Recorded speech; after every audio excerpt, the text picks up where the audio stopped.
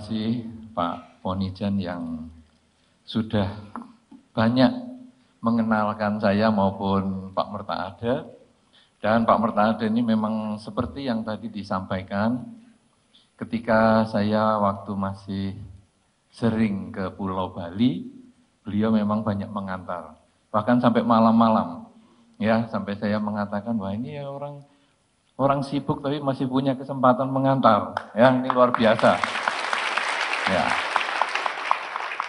Saudara-saudara, memang apa yang beliau sampaikan ini luar biasa sekali dan saya tidak terlalu banyak berbicara bersama dengan Pak Mertaade, tetapi setiap kali berbicara dengan beliau, dan saya selalu menjadi pembicara yang berikutnya, karena saya mau belajar. Kalau saya menjadi pembicara pertama, wah sudah tidak seru. Tapi ketika menjadi pembicara yang kedua atau ketiga, atau kalau ada 5 pembicara saya yang kelima, ada 10 pembicara saya yang ke-10, ada 100 pembicara ya saya tidak usah ngomong. Ya untuk apa sudah 100 pembicara saya masih ngomong lagi? Iya, nah. Tetapi saya selalu berbicara yang terakhir itu supaya saya bisa mendengar dengan baik. Dan Pak Mertaade selalu memberikan bahan-bahan yang baru bagi saya. Ya, pengetahuan beliau tentang otak, pengetahuan beliau tentang meditasi sangat-sangat luar biasa mendalam. Sehingga sebetulnya saya tidak perlu terlalu banyak menambah. Karena apa yang beliau sampaikan itu sebetulnya ya maunya saya ya mau ngomong itu. Jadi ya sudah selesai toh. Ya, nah, tetapi nanti kalau saya terus nggak ngomong, Pak Po kurang kesibukan. Jadi ya saya harus kasih kesibukan Pak Po dengan cerita yang lebih diinspirasi oleh gambar ataupun skema yang tadi Pak Mertaade gunakan. Saudara-saudara, saya setuju sekali dengan yang Pak Mertaade sampaikan bahwa manusia ini terdiri dari badan dan batin. Saya boleh pinjam itu toh skemanya toh, ya walaupun tidak dimunculkan tapi saya pinjam inspirasinya dari situ. Nah itu, ya. Loh enaknya pembicara kedua itu bisa menggunakan yang sebelumnya. Ini enaknya. Nah jadi, nah itu tadi yang rekor muri tadi kan ya, langsung bikin cerita di panggung ya. Tepuk tangan dong sekali lagi buat beliau ini. Belum cerita ini masih. Saya cuma pinjam skema saja. Saudara-saudara, saya sepakat sekali dengan apa yang disampaikan oleh Pak Mertaade, bahwa manusia ini terdiri dari badan dan batin. Dan badan kita itu bukan seperti tembok. Artinya tidak ada lubang apa-apa. Justru badan kita itu punya lubang. Yang kalau di dalam skema itu dinamakan indria. Jadi indria itu cuma lubang. Mata, ini cuma lubang. Kuping, cuma lubang. Hidung, cuma lubang. Mulut juga cuma lubang. Jadi kalau Anda bayangkan, sebetulnya manusia ini apa ya, seperti karung. Begini terus punya lubang-lubang macam-macam. Ya. Nah, di dalam lubang itu, di dalam karung ini ada yang namanya pikiran. Saudara-saudara, mata sebetulnya tidak bisa untuk mengenali benda. Jadi misalnya kita kadang lihat apa kamu? Wah, lihat bunga. Sebetulnya tidak bisa karena dia hanya lubang. Maka ada yang namanya kontak. Ya pinjem aja itu toh. Skemanya enak ini jadinya. Saya nggak usah siap-siap macam-macam. Jadi mata itu sebetulnya tidak bisa mengenali ini bunga. Ini warnanya merah. Tidak bisa. Tetapi karena mata ini hanya lubang, dia mengantarkan gambaran ini dalam bentuk sinyal-sinyal ke pikiran. Kemudian pikiran memproses. Kemudian pikiran mencari data. Apa ya?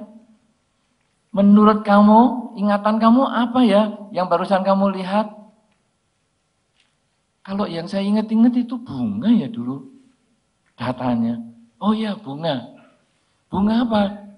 Ingat warnanya merah. Oh ya, jadi saya melihat benda, saya ingat benda itu adalah bunga. Dan saya ingat bunga itu warnanya merah. Tentu Bapak Ibu tidak percaya dengan cerita rujak. Kok rujak?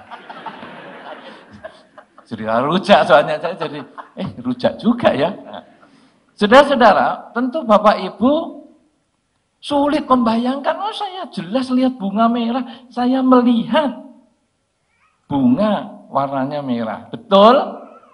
Betul Bapak Ibu? Betul. Para Bapak Ibu, bunga warnanya merah karena Bapak Ibu pernah ingat. Coba di depan ini saya kasih benda yang Bapak Ibu belum pernah tahu. Misalnya melihat saya saja. Anggap Bapak Ibu belum tahu saya. Nanti kan Bapak Ibu tanya, biku sopo ya? Siapa ya ini? Siapa ya? Loh, Bapak Ibu lihat saya, kenal namanya biku karena mungkin sudah ingat. Tapi tidak bisa memberikan penjelasan, biku ini namanya siapa. Sehingga, biku siapa ya ini? Biku siapa? Wah, pikirannya nyari data terus. Ini yang namanya mesti pakai U ini. Umur. Bukan umur. Wah, enggak ketemu. Utama. Ya, deket-deket itu. Bante Utomo.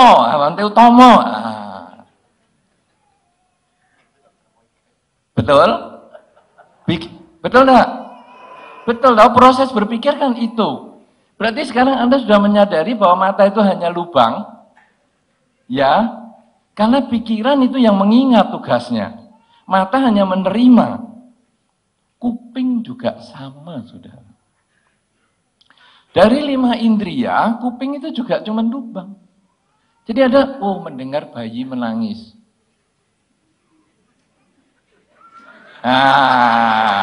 Bagus. Bayinya nggak usah dicubit, Bu. Mendengar bayi menangis. Saudara-saudara, Anda di sini jelas mendengar bayi menangis. Tapi kalau Anda di rumah Anda masing-masing, Anda bingung membedakan antara tangisan bayi dengan suara kucing. Betul? Betul nggak? Betul. Suara bayi kadang-kadang seperti kucing. Suara kucing kadang seperti bayi. Ini makanya beberapa orang yang menemukan anak yang dibuang, kadang-kadang dia tidak ngira kalau itu suara bayi menangis. Karena seperti suara kucing. Saudara-saudara, itu akhirnya Anda kuping betul-betul hanya untuk lubang. Suara apa ya? Suara apa ya? Oh bayi. Oh kucing. Itu berdasarkan ingatan. Ya? Mau lanjut lagi? Hidung? Hidung juga lubang. Dia tidak bisa untuk mencium bau tertentu. Tidak bisa, itu hanya alat. Jadi ketika hidung kontak dengan objek, lalu pikiran itu mikir, apa ini ya, ingatan saya ini apa? Nah, jadi hidung, bau apa nih? Bau apa nih? Oh Pak Po wangi sekali. Itu. Jadi artinya hidung tidak langsung mengenali, tapi pakai dipikir. Ada beberapa yang mikirnya telat, makanya ada yang disebut tell me. Telat mikir. Jadi orang lain sudah tutup hidung, dia masih napas masuk, napas keluar, sadari napas masuk, sadari napas keluar. Oh semua sudah tutup hidung. Kamu nggak bawa apa? Enggak. Oh tell me, semua sudah pingsan baru. Bau apa tuh ini? Loh, ini semua orang sudah mukanya pucat biru. Ini baru menyadari ada bau yang aneh. Nah inilah saudara, jadi hidung hanya lubang untuk kontak. Lidah juga sama. Indria kita kan itu toh, tadi ada mata, bukan 5 indria itu bukan mata 2, hidung 2, kuping 2, nanti sudah 6. Ya, nah, lidah, mulut, lidah itu juga sama. Ini juga hanya untuk kontak. Jadi tidak bisa untuk merasakan apa-apa. Jadi kalau sudah netes cairan, rujak atau bukan ya? Bukan rujak ini. Ini pecel.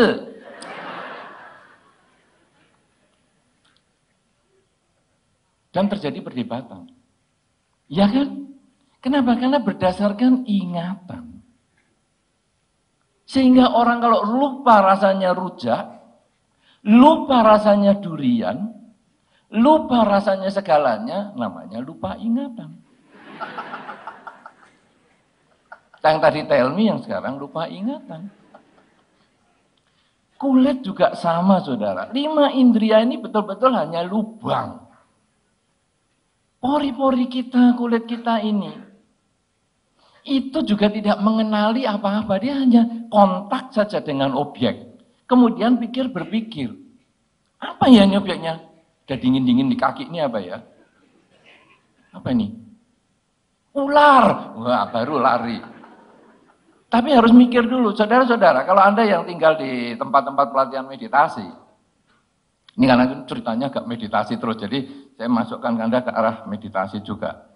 Saudara-saudara, kalau nanti Anda pelatihan di tempat meditasi dan Anda merasa dingin-dingin, Anda jangan langsung gerak. Karena kalau langsung gerak, berbahaya.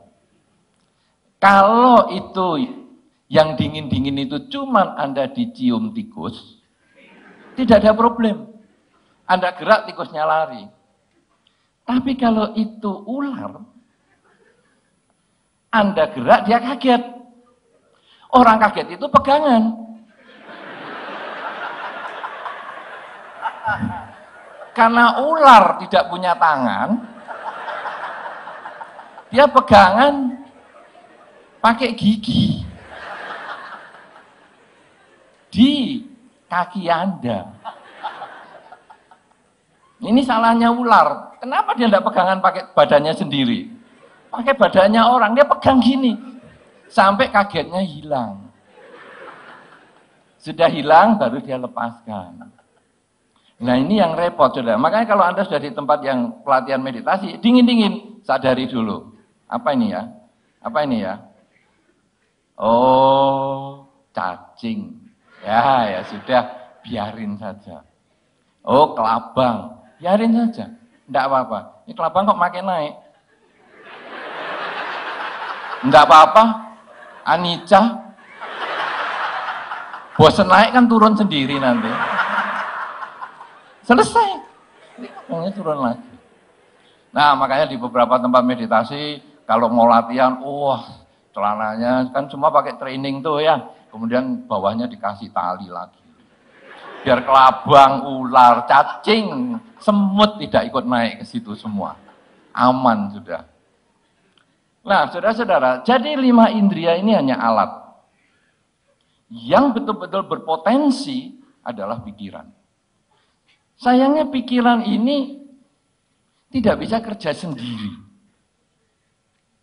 Jadi dia harus memang terwujud dengan adanya kontak-kontak yang lain. Ya, jadi sekarang misalnya, kalau sekarang, wah ini kekuatan pikiran untuk mengubah kualitas hidup. Kadang-kadang orang mikir, wah ini apa nanti kalau kita diajari ya, begitu duduk, langsung yang sakit langsung sehat. Yang gelisah langsung tenang. Enggak, saudara, bukan begitu. Pikiran itu, kalau kita yang orang-orang biasa, biasanya membutuhkan indria-indria itu tadi. Untuk menguji sejauh mana pikiran kita itu punya kekuatan. Tadi sudah disampaikan oleh Pak Murtada dengan baik sekali. Jadi ketika ada kontak-kontak pikiran ya, yang tenang, yang apa, nanti ada otak kanan, otak kiri, otak depan, otak belakang, atau otak dengkul juga. Dengkul enggak ada tadi ya? Oh ya. Jadi ada di bagian otak-otak tertentu yang lain, bukan otak-otak. Otak-otak itu jenis makanan lagi, bukan rujak. Jadi ada otak kanan, otak kiri di bagian depan, dan lain-lain, itu ada pengaruhnya. Saudara-saudara, sekarang justru kualitas hidup ini, kita akan tentukan sejauh mana orang bereaksi terhadap rangsangan indria. Ini yang mungkin akan saya bahas dari sisi yang berbeda. Kalau tadi Pak Mertade sudah meditasi terus, saya khawatir nanti kalau saya latihan lagi di sini, meditasi lagi, saya perdalam lagi, Anda makin bingung. Ya apa itu? Meditasi ini makhluk apa ini? Ya. Nah, jadinya saya sekarang akan mencoba bagaimana pikiran itu kita ekspresikan. Karena begini Saudara, ada sedikit problem di masyarakat. Mungkin saya juga menginformasikan kepada Pak Mertade juga atau kepada yang lain-lain juga. Ada satu problem di masyarakat tentang pandangan salah meditasi. Mereka menganggap bahwa meditasi itu berarti duduk diam. Duduk diam 15 menit, 30 menit, tidak melakukan apa-apa. Nah, saya katakan pandangan salah ini apa? Beberapa generasi muda sekarang mulai melarikan diri dari kehidupan sehari-hari dengan alasan meditasi. Saya sangat-sangat prihatin dengan kenyataan ini sekarang. Ada mereka yang lari dari keluarga, mereka lari dari pekerjaan, mereka lari dari kesibukan sehari-hari, pergi ke gunung-gunung, pergi ke tempat-tempat yang jauh untuk mengatakan meditasi. Dan dia sampai lama bertahun-tahun di sana. Kalau sudah begitu, apakah dia bisa mengubah kualitas hidup? Mungkin dia hanya membangun kekuatan pikiran, tetapi tidak mengubah kualitas hidup. Karena kualitas hidup itu adalah ketika kita terjun ke masyarakat. Kemudian indria-indria kita itu mendapat rangsangan dari masyarakat, rangsangan dari lingkungan, dan apa reaksi kita. Kalau reaksi kita tetap tenang seimbang, berarti meditasi berhasil. Tetapi kalau kita gelisah, cemas, menghadapi lingkungan, menghadapi kontak dengan objek-objek indria, maka kita berarti belum berhasil membangun kekuatan pikiran.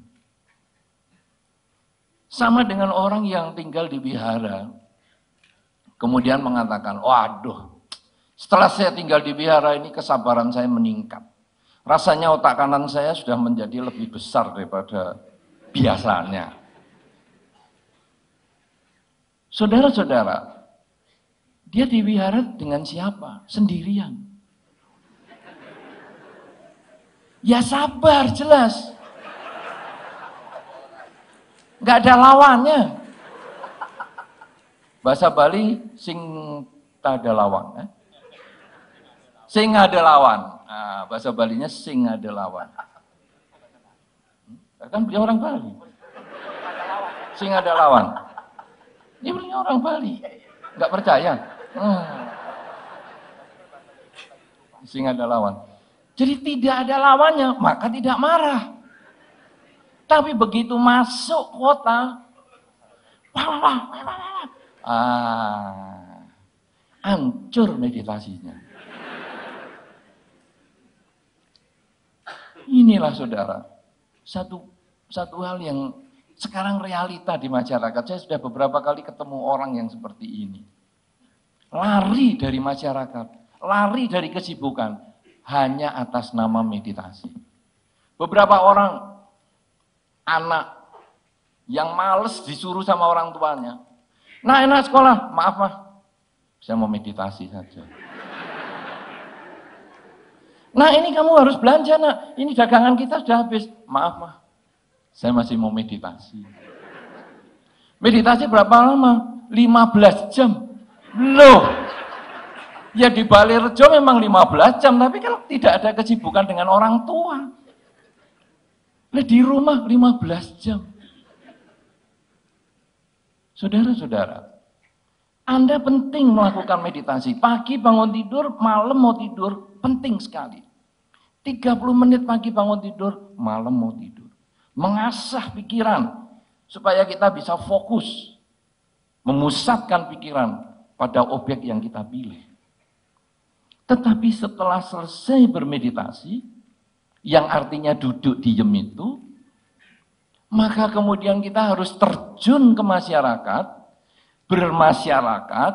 Bagi yang Anda kuliah ya tetap kuliah, bagi Anda yang berumah tangga tetap berumah tangga, bagi Anda yang pedagang tetap berdagang, bekerja sehari-hari sebagai orang karir juga Anda tetap berkarir.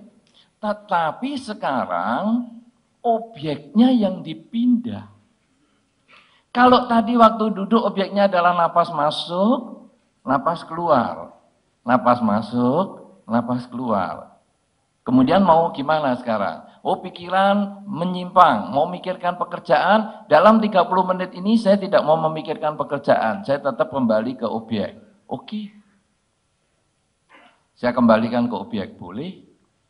Atau kita sekarang bisa juga berlatih ketika pikiran menyimpang kita hanya tahu penyimpangan pikiran itu. Kalau di dalam teorinya Pak Merta ada tadi ketika grafiknya naik, tahu di atas ini. Hanya diketahui saja, langsung loyo dia. Saudara-saudara, Anda kalau mau membuktikan bisa dengan rujak. Maksud saya bukan rujak lagi. Siang-siang ngomong rujak aja. Wah, membuat saya pecah konsentrasi. Anda belum tahu rujak Bali soalnya. Saudara-saudara, kalau Anda mau tahu kekuatan pikiran itu begitu lompat langsung hilang, ada pepatah kuno yang mengatakan, kalau Anda marah, hadapilah dengan cermin. Kalau Anda marah, hadapilah dengan cermin. Kalau sekarang Anda tidak usah pakai cermin. Ya kadang-kadang beberapa covernya HP sudah bisa untuk cermin ya. Jadi begitu marah. Atau bahasa gaul sekarang, kalau Anda marah, selfie lah Anda. Betul. Selfie. Jadi Anda sudah emosi sekali. Wah, Anda marah. Oke, selfie langsung. Sudah pernah Anda marah dan selfie? Boleh dicoba. Perlu dibangkitkan kemarahan Anda? Ya, tapi nanti kalau Anda marah, cobalah Anda selfie. Nanti Anda akan segera berhenti marah. Marah gini begitu selfie, jis. Selesai selfie, merengut lagi, selfie lagi, jis. Artinya apa saudara? Bahwa pikiran itu ketika muncul, kita sadari, dia lenyap. Jadi saya marah nih, saya pegang HP, sadar kalau marah, hilang. Ini luar biasa sekali. Ternyata marah itu tidak berkepanjangan. Yang membuat berkepanjangan itu adalah kebencian kita. Kemelekatan kita dengan masa lalu itu yang membuat kita jadi berkepanjangan. Kamu tadi begini, gini. Jadi panjang marahnya. Tapi begitu, kok saya marah ya? Dia hilang. Nah, saudara-saudara, kekuatan pikiran itu baru bisa diketahui ketika kita bergabung dengan masyarakat. Ketika indria kita ini bersentuhan dengan lingkungan. Nah, saudara-saudara, di dalam Dharma Apa tesnya? Supaya kita ini sudah tahu kekuatan pikiran kita itu sampai di mana. Tesnya gampang, saudara. Sederhana. Nomor 1, tesnya adalah pelaksanaan kemoralan. Sangat mudah. Itu sudah Anda baca tiap hari Minggu. Kalau di acara puja bakti. Hari ini pada puja bakti enggak? Hari ini Minggu loh. Kebaktian enggak? Iya. Iya, bagus. Kadang enggak Bante, hari ini gara-gara Bante. Wah. Saya merusak kebiasaan kebaktiannya orang-orang jadinya nih.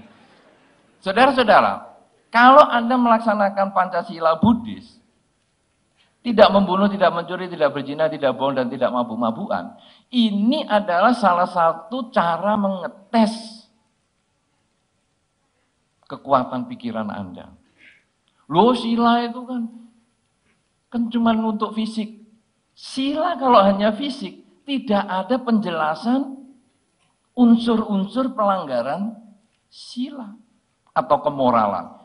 Saya tidak menjelaskan semua, nanti bisa waktunya habis untuk urusan itu. Saya hanya menjelaskan sila yang pertama saja. Sila yang pertama itu adalah tidak melakukan pembunuhan. Ada beberapa syarat tidak melakukan pembunuhan itu. Yang pertama, ada makhluk. Jadi, sekarang Anda melihat, semut. Ada semut. Anda lihat sungguhan, semut sungguhan enggak? Oh, sungguhan. Jadi ada makhluk. Tahu makhluk itu hidup. Semut ini hidup enggak? Jalan. Hidup. Tahu ada makhluk, tahu hidup.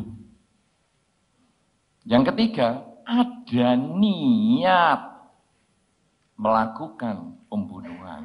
Nah, semut hidup, ini dia saatnya. Ada niat melakukan. Niat adalah pikiran. Niat adalah kesadaran. Seperti yang tadi disampaikan oleh Pak Merta ada itu. Ada impuls pikiran yang muncul, yang menjadi karma. Ada niat dan ada usaha. Langsung, bagaimana ya? Kalau mau memencet semut, pakai tangan, atau pakai lidah, atau pakai apa? Ini ada juga semut yang mungkin saja. Kemudian korbannya. Korbannya gimana? Dipencet, meleset. Niat ada, hasil nihil. Pencet mati. Nah, niat ada, usaha ada, hasil maksimal. Karma buruknya. Artinya apa ini saudara? Semua itu disadari. Nah sekarang sila itu adalah tesnya kita. Kekuatan pikiran kita itu sampai di mana. Ada semut. Ya ada semut. Saya tahu. Semut hidup. Saya tahu. Biarkan dia hidup. Silahkan semut jalan. Enak toh? Ini kesadaran tinggi. Kenapa? Karena semut tidak nempel di tempat yang penting untuk kita. Sekarang semut jalan di pipi kita. Ada semut. Semut jelas hidup. Mengarah ke kuping saya. Apa yang Anda lakukan sekarang?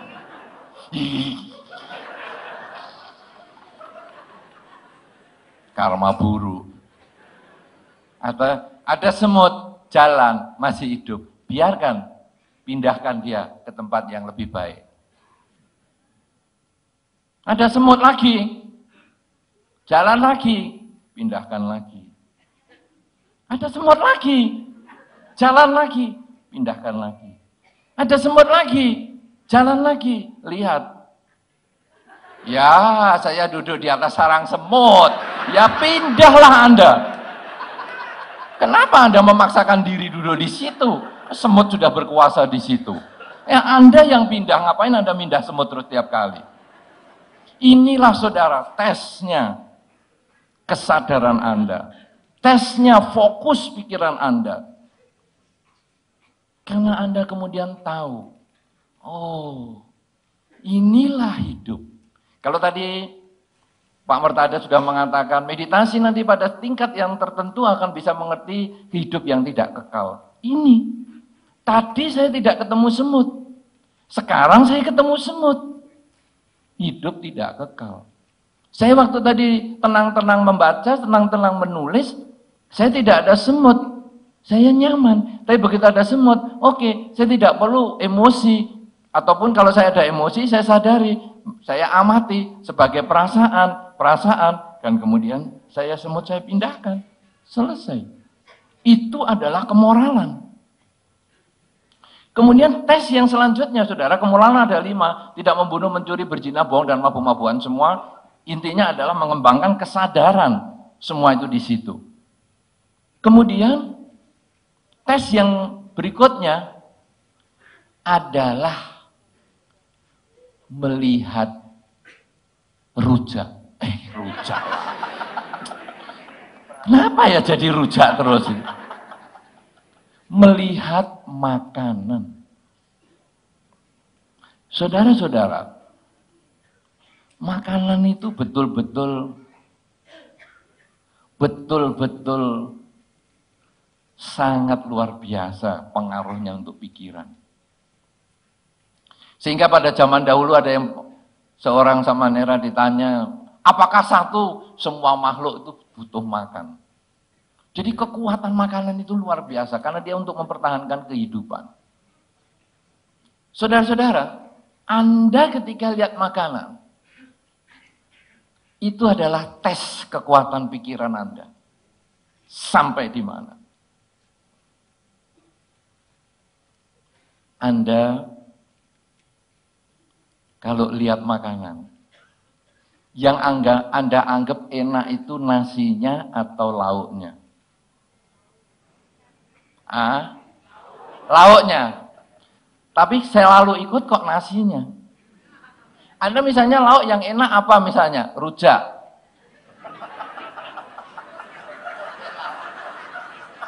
Rujak enggak bisa untuk lauk ya? Siapa ngomong nggak bisa? Itu kan hanya kebiasaan. Iya toh? Iya toh? Kebiasaan. Hanya tidak biasa. Sekarang ada lauknya apa yang enak misalnya? Ayam goreng. Oke. Anda merasa ayam goreng enak. Bagus. Lalu Anda makannya banyak. Kenapa kalau ayam goreng enak yang Anda tambah nasinya bukan ayamnya?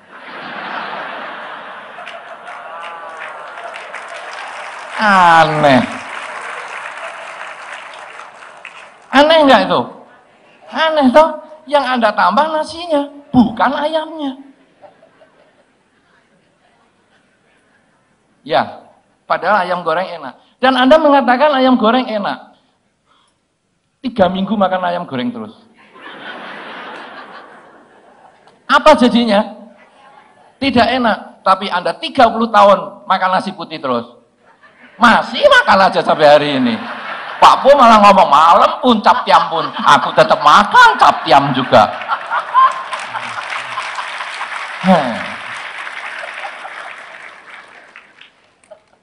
Saudara-saudara, ini makanan ini betul-betul tes sungguhan. Kekuatan pikiran Anda itu sampai di mana? Anda mengatakan ayam goreng enak, dan Anda makan nasinya lebih banyak. Sebetulnya apa sih yang mau Anda lakukan? Anda hanya mau mengulang rasa yang sama. Mau mengulang. Nasi ini hanya alat, kemudian ayam gorengnya Anda cocol sedikit dengan cabai, kemudian Aduh lesatnya. Tapi enak itu, sayangnya tidak bisa Anda kunyah sampai setengah jam. Kalau memang enak, kunyah terus toh. Enak sampai setengah jam.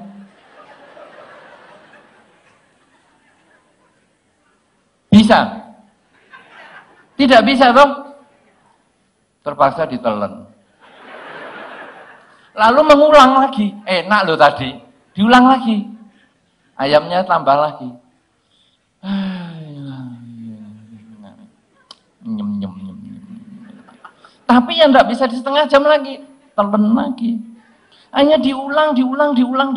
Hanya mau pengulangan. Pengulangan peristiwa. Tapi tidak bisa mengulang waktu. Sehingga hanya diulang. Akhirnya badannya aduh berdiri aja susah gara-gara ayam goreng. Tapi masih enak. Keluarkan dulu yang tadi. Untuk diulang. Betul? Yang kiri diulang atau yang kanan? Kan tadi kalau ada pikiran, mau pikiran kanan atau pikiran kiri. Ini sekarang yang kiri diulang. Jangan. Yang kanan diulang. Nah, ini diulang. Ulang lagi, penuh lagi, buang lagi. Coba saudara. Cuman seperti itu. Tapi kalau sekarang kita dengan kesadaran tinggi, makan itu menjadi ujian bagi Anda. Ayam goreng ini memang enak. Tapi perut ini kan juga ada ukurannya. Jadi gimana? Makan secukupnya. Saudara-saudara, mengendalikan makanan adalah dasar di dalam Dharma. Anda akan tahu ukuran diri Anda ketika Anda bisa berhenti ketika Anda belum kenyang. Sudahlah, sudah cukup segini. Tapi enak, biarkan.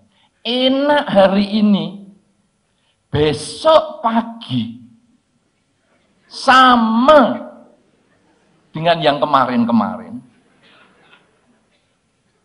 Apa itu? Apa itu? Sudah mengerti? Perlu dijelaskan sampai nanti Anda nggak suka ayam goreng lagi setelah selesai acara ini? Sama, saudara. Ya, nah ini. Kemudian selain tadi makanan sebagai penguji kekuatan pikiran, yang berikutnya adalah tidur. Tidur itu juga ujian loh saudara.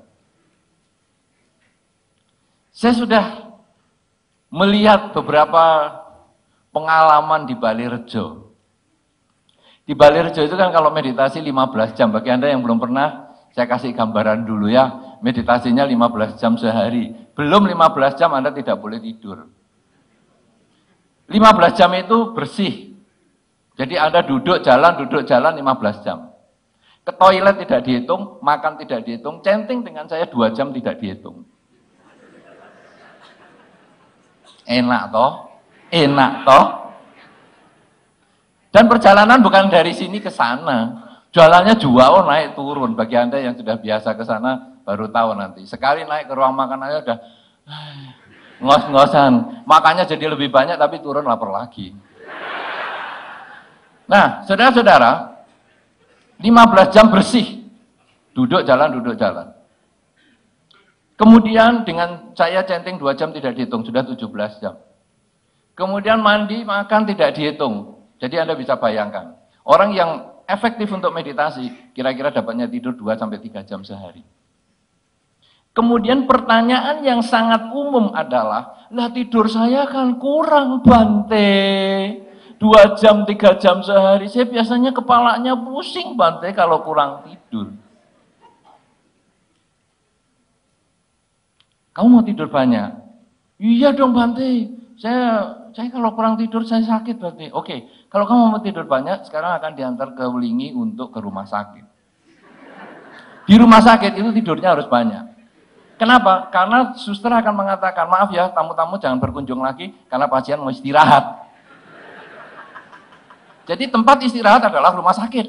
Ini meditasi, tempat ruang panti semedi, bukan tempat rumah sakit. Akhirnya dari situ ada yang pulang. Ah, bagus. Iya, enggak mau nyoba. Padahal nyoba 50% berhasil toh. Tidak nyoba 100% gagal. Pulang. Bagus, enggak apa-apa. Daripada ngaco nanti di tengah jalan. Tapi ada, ya sudah saya cobanya. Dicoba saudara. Akhirnya apa yang terjadi? 2-3 hari kemudian, ternyata saya bisa loh. Tidur cuma 3 jam sehari. Nah kan, akhirnya bisa. Kenapa? Karena kemauan yang keras. Nah, saudara-saudara, tidur ini juga melatih kekuatan pikiran. Anda bisa nggak membatasi tidur Anda? Beberapa orang kalau mau sekolah, Anda yang dulu pernah ngalami waktu kecil sekolah. Sekolah jam 6, bangun, mandi, kemudian siap berangkat sekolah setengah 7. Dibangunkan jam 6 kurang 5, Anda marah-marah. Masih 5 menit, aku nggak mau rugi. Begitu nggak kira-kira? Ya, iya dong, kejadian itu. Waduh, aku nggak mau rugi. 5 menit lebih awal, marah-marah. Saudara-saudara, jadi tidur ini benar-benar merupakan ujian kekuatan pikiran. Anda ketika dibangunkan dari tidur Anda merasa kurang. Apa? Gejolak emosi Anda. Kalau Anda bisa mulai tenang, Anda tetap tenang, tetap tidak emosi, maka kekuatan pikiran Anda sudah terjamin. Tapi kalau bangun langsung marah-marah, siapa yang bangunkan saya? Awas ya, kalau saya sudah tulis sedang istirahat, jangan ada yang mengganggu. Telepon tidak boleh, HP tidak boleh bunyi, semua tidak boleh ya. Awas kamu nanti. Itu berarti orang yang kekuatan pikirannya lemah, saudara. Tapi ketika orang bisa tidur pun, dia bisa tenang. Saat tidur dia bisa tidur, saat bangun dia langsung bangun, langsung seger. Itulah kekuatan pikiran. Berapa banyak orang yang kekuatan pikirannya lemah, saat tidur tidak bisa tidur, saat bangun malah ngantuk. Orang tidur itu adalah pekerjaan yang mudah, tapi dipersulit oleh sebagian di antara kita. Tidur itu bayi saja bisa 24 jam. Tetapi kita yang sudah dewasa, kadang sulit untuk tidur. Beberapa orang kalau ke wihara keluarnya adalah, Bante aku kok sulit tidur ya Bante. Saya mengatakan ini penyakit yang paling sulit di dunia. Kenapa? Sulit matematika ada lesnya. Sulit berenang ada gurunya. Tapi sulit tidur. Les di mana itu? Sulit. Nah, kenapa saudara? Karena ketika dia tidur, pikirannya ke tempat lain. Coba ketika dia tidur, kemudian dia berbaring, dan kemudian dia menyadari saat ini saya sedang berbaring, saat ini sedang terlentang, ya, atau miring, terserah. Pokoknya sekarang mata terpejam, kemudian saat ini napas masuk, saat ini napas keluar, amblas langsung tidur 5 menit kemudian. Dan di TKT dulu, sebelum amblas tadi, TKT dulu. Saya nanti 15 menit lagi bangun. TKT aja, timernya ada di tubuh kita itu. Jadi 15 menit lagi saya akan bangun dengan seger. Ya, sekarang napas masuk, napas keluar, cet, amblas. 15 menit lagi, set, bangun. Sudah tidak perlu ngomong, waduh rugi nih, masih kurang 2 menit. Langsung bangun, langsung duduk, langsung bisa kerja.